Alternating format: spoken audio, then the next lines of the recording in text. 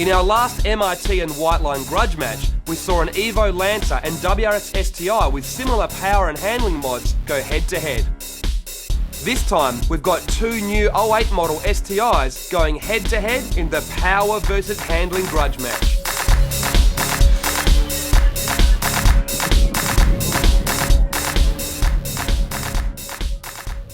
In this corner, MIT have modified their STI with a 3-inch exhaust system and converted the factory computer into a fully adjustable one with EcoTech software, codenamed FQ08. Power is up 40 kilowatts at 5600 RPM, and torque and power are up everywhere throughout the rev range. MIT also programmed a bigger difference between the Sports and Sports Sharp mapping modes in the factory SI drive dash control of the ECU. The car also has MIT Sport brake pads and AP Racing brake fluid for better braking consistency. Everything else is totally standard. Hi, I'm Brett from MRT Performance and we're here at beautiful sunny Wakefield for the Grudge Match 2. So we've got the MRT spec MY08 STI and Whiteline similar car. One's got power, one got performance. It's a great opportunity to compare the comparisons between what's better, power or handling. You know, from a value point of view, it helps the clients determine from a performance point of view. I mean, everybody wants grunt, but at the end of the day, power is nothing unless you've got grip and handling. And from our point of view, we know the value in the relationship with Whiteline and the suspension benefits. But of course, everybody wants to have fun driving a powerful car in a straight line. Obviously, from our point of view, we've got the white car, which has got effectively an MRT XB kit with a good healthy dose of grunt with a retuned factory ECU using EcoTech software, a new exhaust system and a couple other secret bits and pieces. We're going to win because we've got the power. The punishment for the loser. Death by something, but look, it's all really good fun stuff. In the other corner is the Whiteline STI, codenamed P28. It is fitted with a range of newly developed Whiteline suspension parts, including adjustable sway bars with upgraded links, strut brace, anti-lift kit, and a range of alignment bushes, but the rest of the mechanicals are totally standard. Hi, I'm Jim from Red Ranger. We're with the Whiteline side, and Red Ranger looks after Whiteline as one of their brands. We think that one of the truest statements in performance is there's no power without control. We want to provide the control and demonstrate that control is what delivers the fastest lap times. The standard handling pack plus a few basic chassis mod enhancements is what we've fitted to P28. That includes front and rear adjustable anti-roll bars. We also have a strengthened lower brace on the front, or an additional front lower alloy 4-point brace to support that.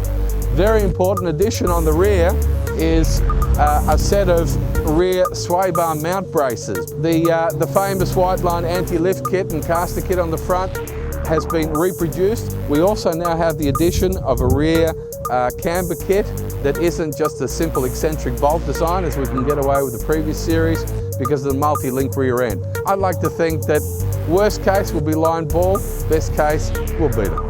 To help settle the debate between power and handling, race driver Wayne Boatwright was asked to come in and test both vehicles at Sydney's Wakefield Park racetrack. Hi, I'm Wayne Boatwright. I'm here today to back-to-back test the grudge match between the MRT STI and the Red Ranger STI.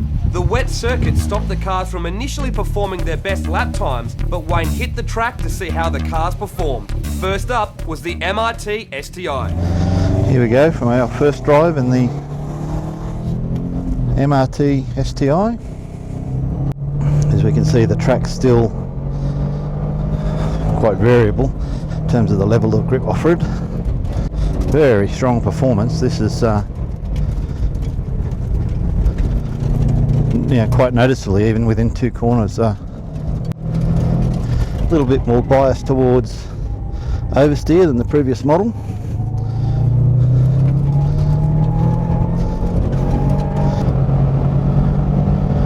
Fantastic performance. We're doing almost 180 kilometres an hour there at the kink, which on a wet braking surface certainly gets your attention.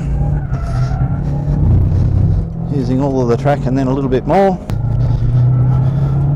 We've got the dynamic stability control and traction control turned off for the purpose of this exercise. I think we're just about finding a limit of these tyres. So we'll take her in, give it a cool off, check some tyre temperatures and pressures. It was then time to jump into the white line STI. Okay, this is the white line version of the STI. I guess it's immediately noticeable that she's a little bit down on power. This is a standard car. Oh, very sharp in the steering. Immediately, first turn into a corner, and you can notice this thing points much more directly in the direction that you want to go. I don't know what the wheel alignment settings are on this car, but it's very noticeably different. Definitely doesn't pull quite as strongly as strong as the MRT car. Probably carries a little bit more speed onto the straight. Definitely carries more speed through this corner. Okay, that's a hard. It is a very hard comparison. I think the Red Ranger guys have done a fantastic job with this suspension package and wheel alignment. It's definitely sharper. I say we'd do a little bit of adjustment with the bars to alter the balance a little bit. It's a little bit understeery. There's still in its current configuration, but the MRT package with a little bit more horsepower certainly puts a smile on your dial. So it'll be very, very interesting to have a look at what the data looks like. With the track starting to dry, Wayne hit the track again in both cars to set some faster times, but this time, Brett from MRT decided to take chase in his trusty Evo 9 Lancer from the last Grudge Match. And he's certainly no slouch around Wakefield.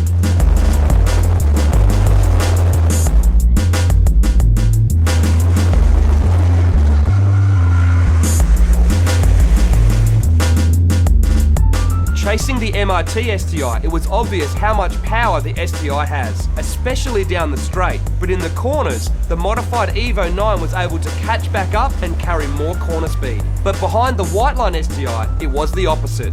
The Evo 9 had the power to catch up, but couldn't gain any ground through the corners, with the STI showing its strong point.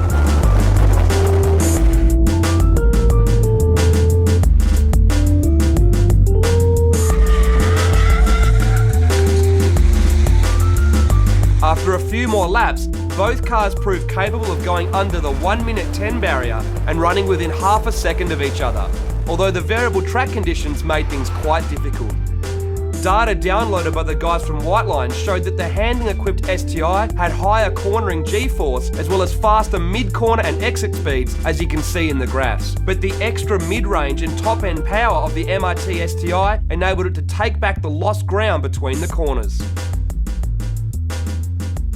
The guys at MRT have used the Ecutech engine management system to tune it and tweak it. It transformed that car from a little bit soft to something that was really quite edgy, and I was actually pretty impressed with the overall balance.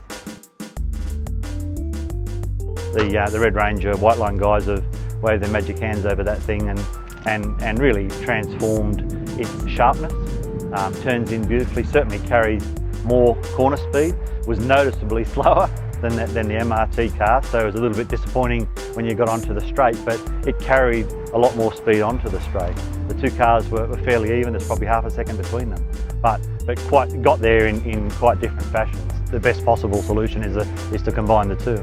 I have absolutely no doubt that combining the resources of MRT and Red Ranger would see a car that would be, even on standard tyres, 3 or 4 seconds a lap quicker. But what we all want to do is put more power into the Whiteline car and then put some more handling into the MRT car and then step up the performance level for both cars, and then we'll come back and we'll do another comparison. So who was the winner? Well, that's for you to decide. But combining the best of both cars will make for a potent package so the customer will win.